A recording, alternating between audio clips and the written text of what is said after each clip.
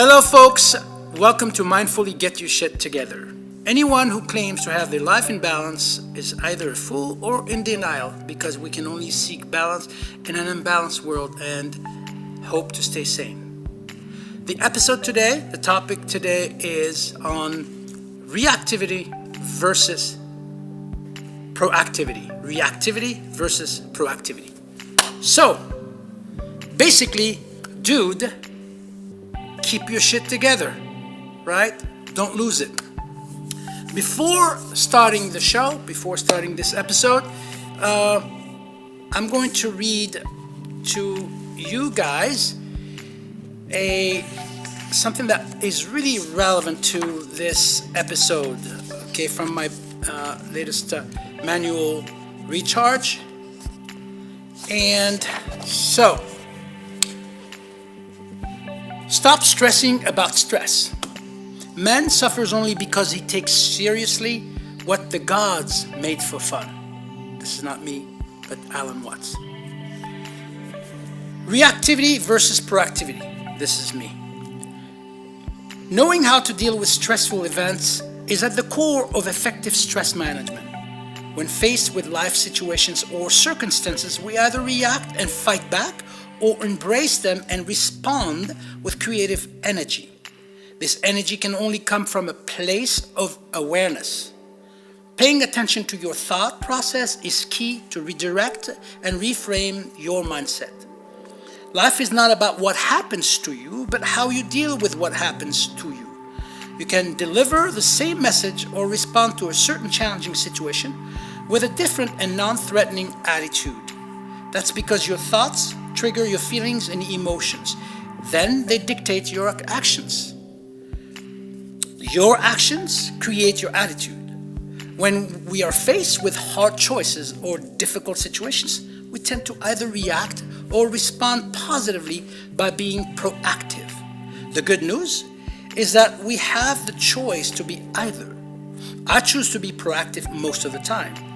It's all about the delivery. Ever since Richard lost his job, which was a week before our call, he was still furious and confused. During our emotionally charged session, I instructed Richard to think positively about his challenging and life-changing situation.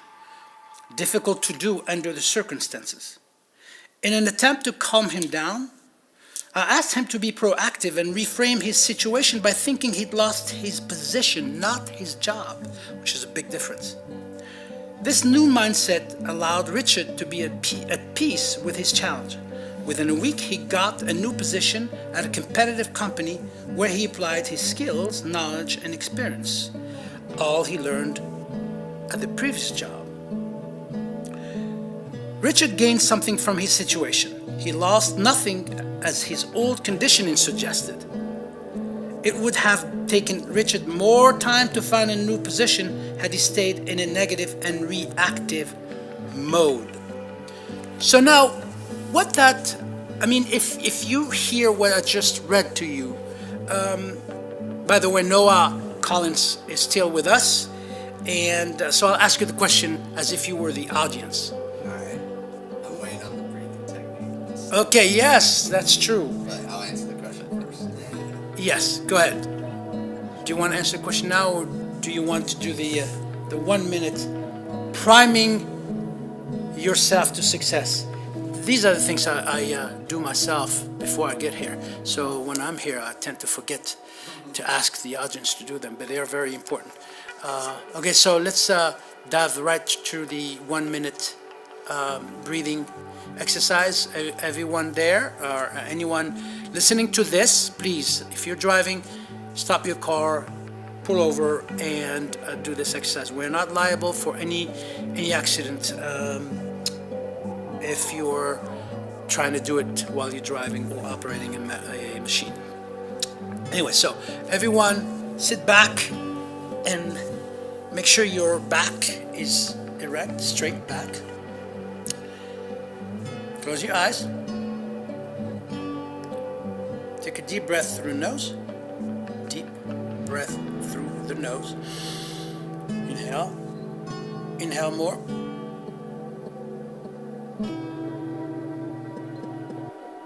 Exhale.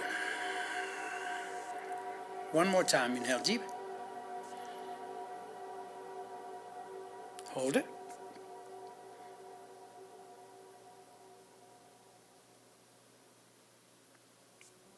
Exhale to the nose.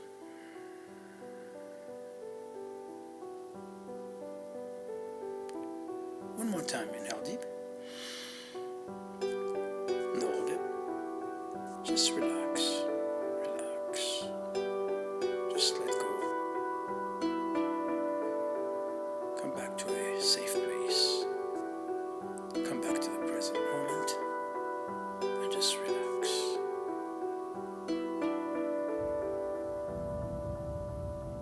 Inhale. Exhale.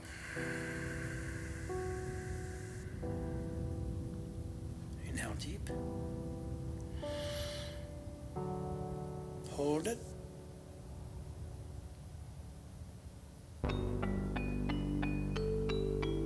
Exhale and let go.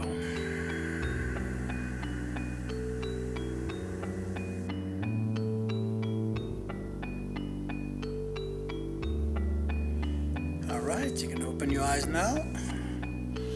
Now that we are prime to tackle the day. So let's continue the question I asked you earlier, Noah, based on what I've read to the audience. What did you understand by proactivity versus reactivity? In the case that you just read with the man who lost his job, you could definitely tell that when he first got the news, which I'm guessing he wasn't prepared to get, it definitely sent him into a reactive state where he was battling the situation instead of working to kind of make the situation better through his circumstances. So I definitely got a lot out of just the state of being he was in on fixing it when he began to be more proactive, when he shifted his perception on it. Things started to work out better for him, right? Yes, that's a good interpretation. What when I wrote this chapter, I thought about the many things that I went through myself, and how I was super reactive, and that's because I was in a different mindset, different. I didn't look at what happened to me. What I did, I took what happened to me in a way that was threatening, so to speak, and it put me right into a mindset of fear, into that fear zone. So what helps is to, as I said earlier, or as I read earlier, is it's not about what happens to you that is important.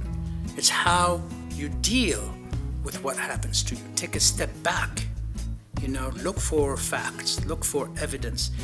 Don't fight back, okay? Because, of course, there are issues, there are situations where you need to be reactive. And I think that's the natural order of things. Us human, we react first. But if you are aware, if you become more aware, and you teach yourself to be more aware, more conscious, you now go from reactivity to proactivity real quick. So let's read a couple of things here that may help you, the audience, understand better what I'm saying. So in the case of reactivity, how when you're reactive, you're standing in opposition, you're fighting. You're letting outside circumstances disturb your inner peace. You're attached to the outcome, and your behavior is driven by fear. In other words, you're like, oh my God, what if, and I cannot live without this, or I cannot do this, or So you are attached to the outcome of the situation. You're distracted and ineffective. When you're distracted, your creative flow is not working. You're not finding long-lasting solutions. Maybe you'll find short-lasting solutions, but sooner or later they'll be disastrous. You'll pay the consequences of those short solutions or problem solving based on fear. Okay? Now, proactivity. When you are proactive, you're responding positively. When you are proactive, you're responding positively. You're surrendering. Surrendering is not giving up. Surrendering is doing whatever it takes, whatever you can possibly do to remedy to the situation, and then let go. Surrender. Surrender is letting go. So when you're proactive, you are remaining engaged with the situation at hand, but you detached yourself from the outcome. So remember, folks, whatever you do, whether it's work, whether it's a project, engage into the work at hand, but detach from the outcome. Because when you attach to the outcome while you're working on it, you put an element of fear, and your whole physiology changes. And when you're in fear, remember, you're not very creative. If you're not very creative, chances are that your project or your work is going to suffer the consequences of that. So when you're proactive, your behavior is calm and peaceful. See? Your behavior is calm and peaceful. You're focused and effective. Focused and effective. See the difference between responding positively, being proactive, and being reactive, fighting back? One comes from a place of fear, in the case of reactivity, and one comes from a place of love, in the case of proactivity, responding positively. So the whole point of calming down when a situation arises is not only more effective, but also brings long-lasting solutions. It brings long-lasting solutions. So again, we are going to naturally, our human sort of state, our mind tend to go whenever something happens. Your boss comes in and wants you to get in his office. He's pissed off. You need to go to his office. So you'll start all kinds of stuff is going to go to your mind, and you'll freak out. Don't. What he's doing, it's his problem or her problem. If they are into that fear zone, let them be. But don't buy into that. So just relax, take a deep breath, and be proactive. Because I can guarantee you, when you land in the office, because of your energy, because you are proactive, that may change the whole dynamic of the subject, the whole dynamic of what your boss is wanting to tell you. If his intention was to reprimand you or to talk about the very negatively charged situation, you step away from it. You engage in the conversation, you're listening, but you're detached from the outcome. You're not being your boss, you're being yourself. That is important to understand. In relationships, the same thing happens. You come back home from a long day, and your significant other is there. She or he is in a very sort of bad mood, and you're tired too. You're also, you're drained, and that's very. When we are tired and low energy, we are prone to react. to situations and then react negatively. So you're both in a negative zone. You're both pissed off, and chances are you're probably going to trigger what we call an argument, right? You're going to fight, and that's what we do. What I would strongly suggest you do when you know that your significant other is in that situation, step back. You can say, "Hi, honey," give each other a hug, and don't just say what happened, what's going on. And of course, the person is going to try to diffuse the situation by saying nothing is wrong. And then you say, no, I know, I can feel something is wrong. The dog feels something is wrong, right? And so then you start, it snowballs. One thing leads to another, then you're fighting, and it's never good. And imagine, people have been doing this over and over and over and over. They don't even know why they're fighting anymore. It's a habit. They're comfortable in that miserable. It's a comfort zone where misery is a norm, right? So what I would suggest strongly, based on what I've read and what I've explained about reactivity and proactivity, is that just step away. Okay? Step away from the situation instead of even responding and saying, I know what something is happening. Well, you may feel the energy, but you're not a psychic in knowing exactly what your significant other is thinking. So step away, let them deal with their situation, and offer help by saying, "Hey, honey, I had a great day. I hope you had a great day. I'll be in the living room if you need me," and let it go. Surrender. You've done everything you could by diffusing the situation, by being proactive. Now you let it go. You surrender.